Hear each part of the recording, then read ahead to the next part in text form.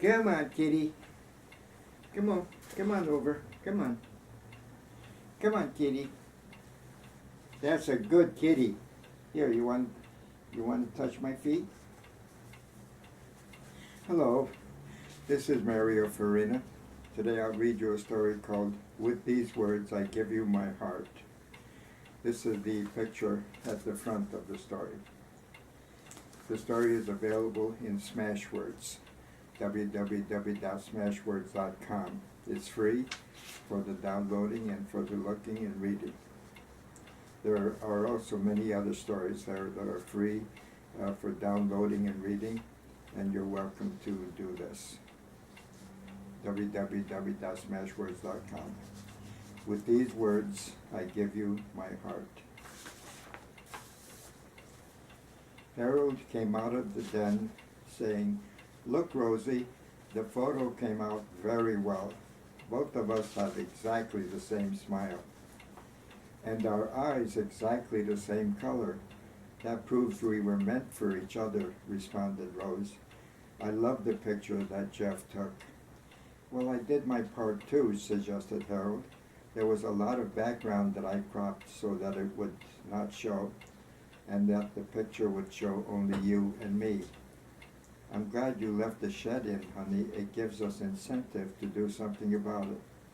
"Have you thought about raising some chickens?" asked Harold. "I'm sure we could make a lot of money starting from scratch." "Would you stop that? You and your puns, you're going to drive me crazy." "I love to have fun," Harold responded. "If I only had known what you would be doing with my name and yours, I wouldn't have married you, darling," said Rose. "Well, you did marry me exactly 2 years ago, and I'm happy about it. I did know about the names beforehand, but I didn't know how you would handle it." "One of us had better do something about that," Rose suggested. "The combination of our initials and last name is just not acceptable." Harold laughed. "Yes, Harold and Rose Block does suggest H&R Block, doesn't it?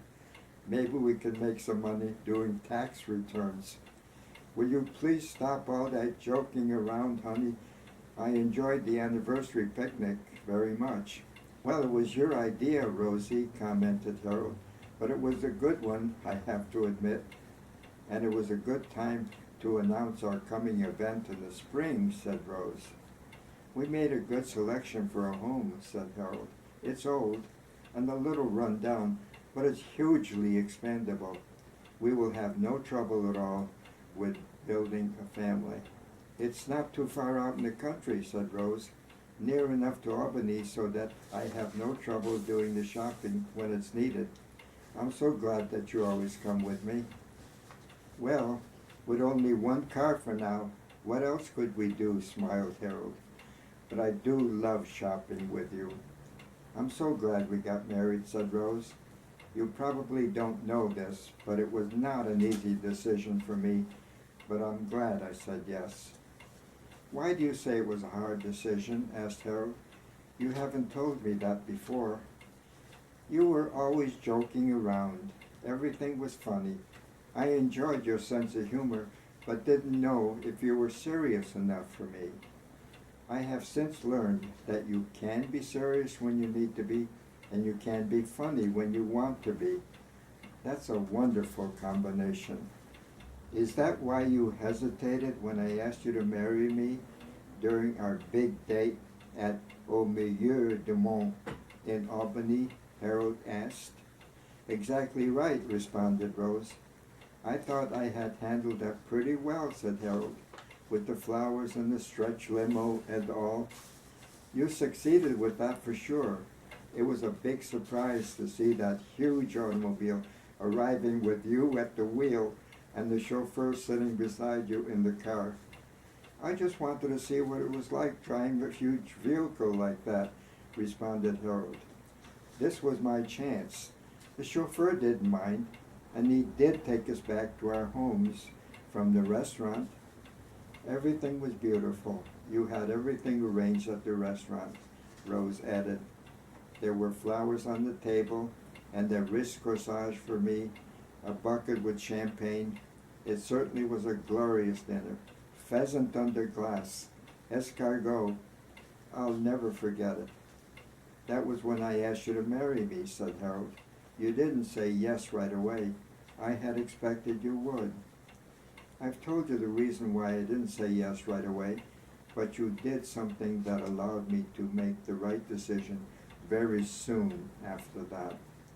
What was that? Asked Harold. I saw you looking at me in the strangest way. You seemed hypnotized. You were staring at me.